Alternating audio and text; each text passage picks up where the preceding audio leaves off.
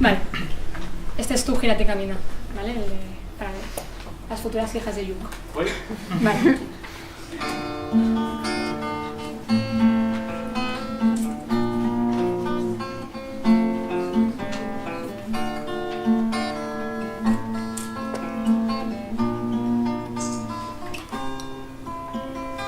Cariño, vengo a decirte que no tienes que quedarte, que no tienes que aceptarlo, que te gires y camines cuando te digan que no vales, que tienes menos futuro o eres menos capaz.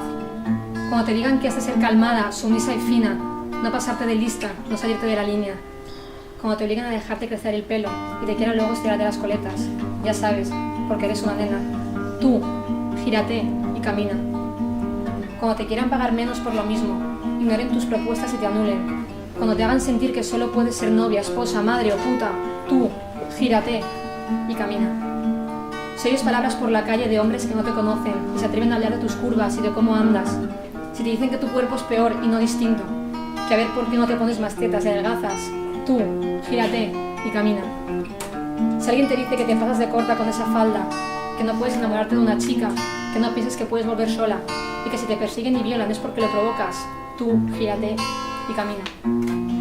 Cuando alguno de ellos te levante la mano y eleve la voz, cuando te pida explicaciones por las horas, si insinúa que tocarte es su derecho, o que tú, derecha y callada, estás mucho más guapa, cariño, tú gírate y camina.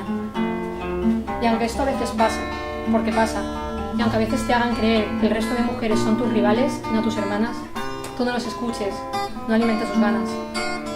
Y pequeña, no tengas miedo, porque si un día te falta el aliento para girarte y caminar, yo iré, muchas irán, y juntas siempre, siempre, siempre seguiremos el camino y ganaremos la batalla.